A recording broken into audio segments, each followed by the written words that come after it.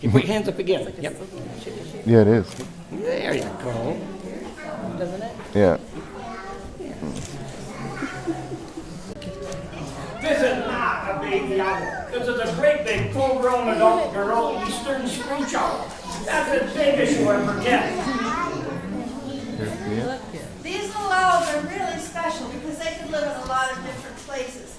But every place they live has to have one certain kind of thing that we have a lot of right around here. A lot of all across Michigan. That's great big old trees like oaks and maples and things like that. That's their favorite place to be. So suppose that you're outside and there's some big old trees that's starting to get dark. All of a sudden you hear some little sounds. Little cascading trills. That's the call of the eastern screech owl. They're waking up, getting ready to go out and catch their favorite food, which are bugs and mice. There's a good reason for that. Tree bark comes in two different colors, red and gray. So it helps them to hide very, very effectively during the day. But these little guys, they don't see color. They see the whole world like a black and white movie. So how in the world are they going to know if they get the right tree or the wrong tree? Well, here's where nature comes in as a really good teacher. If she would land on a tree with reddish color bark, like a red pine or a red maple, something like that, they can turn their head a little past backwards. They all can do that. And of course their eyes are locked right in front. They'll sing at any time of the year, but they sing the most in the early spring and again in the fall. By singing big and loud in the early spring, it's a way of having more food for their young. By singing big and loud, they're telling all the other screech owls to stay out of my yard or territory trees. But you could build a hollow tree. They do that most scary of all things. They become school-age kids. And they're doing what you're doing. They're learning how to stay up late at night, how to make weird noise. The screech owl doesn't come in the shades of red that ours do. But they don't have trees with reddish bark as much out west. So you tend to find the... First thing you want to do is simply fly away and hide. He takes one look at you and he wants to get out of here. He thinks that anybody who's at least bit intelligent would be sleeping in the daytime and only come out at night. He's talking to you right now. You may not know how an owl talks, but you should understand when other animals talk. If you walked up into a yard where there's a big dog that you don't know, and the big dog put his head down, put his ears back, and growled at you, you know that dog is saying, "Get out of my yard." Well, the owl talks sort of the same way. A happy owl stands up straight. When they're scared and they want to tell you they're scared, they'll bend down. Sometimes they puff their wings out in a great big fan. He got fantastically good ears. If it was quiet, he could hear the people in the back because he could hear you breathing. That's how good his ears are. But he tricks people with the special feathers that give him his name, Great Horned Owl. But they're not horns, they're not ears, they're just feathers. Up means he's happy, down means he's scared. The real ears are down inside on the head where the black lines are. One's up high front, one's down back. Little screech owls kept their horn feathers down till the end because they were telling you they were scared. He couldn't growl like a dog. But if he wanted to give a warning, he would hiss and click his bill. But the best part are the eyes. He's got fantastically good eyes. They always stare right before they attack. When you and I work hard or play hard, we get too warm, we have moisture come out on our skin. When it evaporates, it cools us off. If he had moisture come out on his skin, it would be trapped under its feathers. Wouldn't do anything good. It'd make a wet, sticky mess. So what he's doing, faster than I could ever say it, he'll put his bill, puts his tongue up, sometimes he breathes in through his nose, nose or nose up and bill, puts his tongue down, blows goes up, when goes in, when goes over, when tummy swallows, evaporate, evaporate, soon goes the tongue, lots of blood, cold tongue, go back to bite.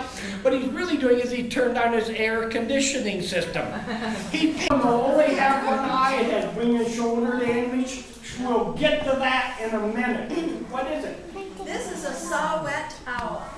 And it gets its name because one of the sounds it makes is like a saw being sharpened by a whetstone. Yeah. Back when Michigan was French, it was called chalette, which means little one. But then that sound, the logging era, they thought, boy, that sounds just like a saw being sharpened by a whetstone. So now it's called saw-whet. Yeah. These are very, very special owls. They are the wetland owl. And back when Michigan was, when we had the huge cedar swamp, the Saginaw Valley cedar swamp, these were very, very prevalent. But now that has been completely destroyed, along with over 97% of our wetlands in lower Michigan. Or in Canada, where there's a lot of them, they may come down here and they'll be around your bird feeder at night. They don't eat birds or bird seed, but they do love mice. They eat mice and bugs.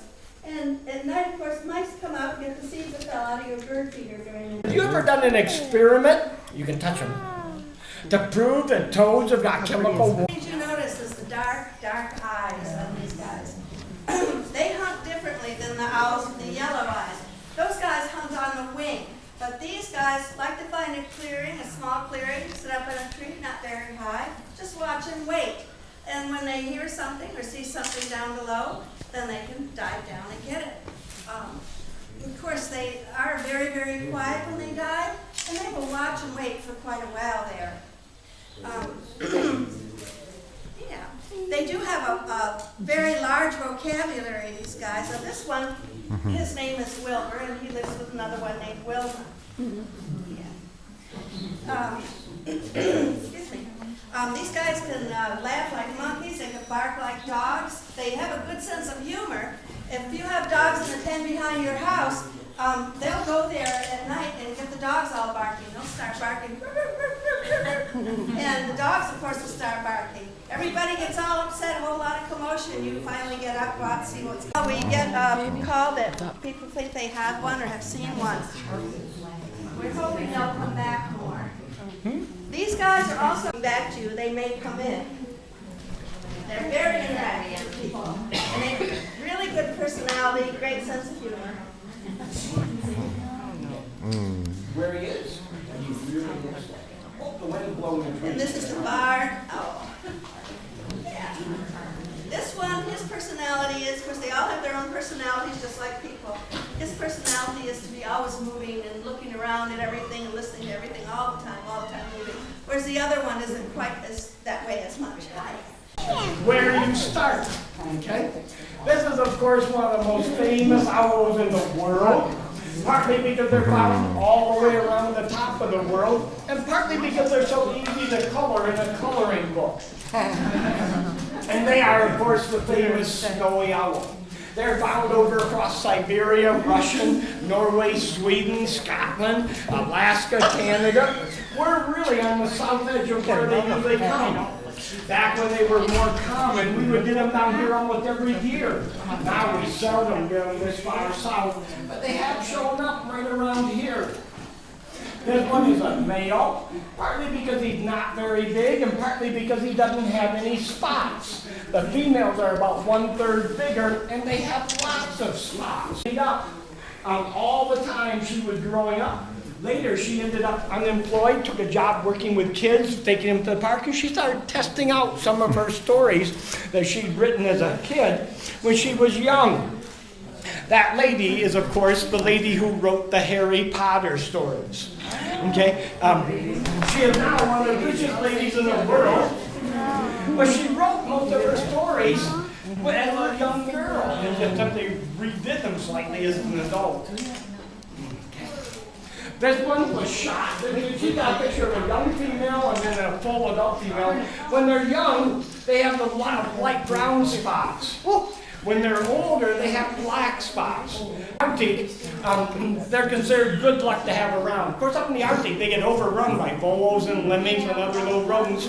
So the people up there realized having owls around were good rodent control. You'll sometimes see pictures of them nesting right in around the villages and things because it was considered bad luck to ever scare one or hurt one. Good luck to have one sing to you. They don't hoot, they make some beautiful little puppy dog barks. They make some beautiful chirping noises and a few other little weird noises. So if you wanted good luck, you made a little flute-like thing, like a little recorder. You play it, and if the owl sang to you, it was supposed to bring good luck. To scare one or hurt one was supposed to be bad luck. When they come down here, they will be out during the daytime. There's a simple reason why this owl has learned to be out both day and night. If you go way up into the Arctic and you only tried to come out at night in the summer, you'd have a problem. Because in the summer in the Arctic, there is no night. The days are 24 hours long.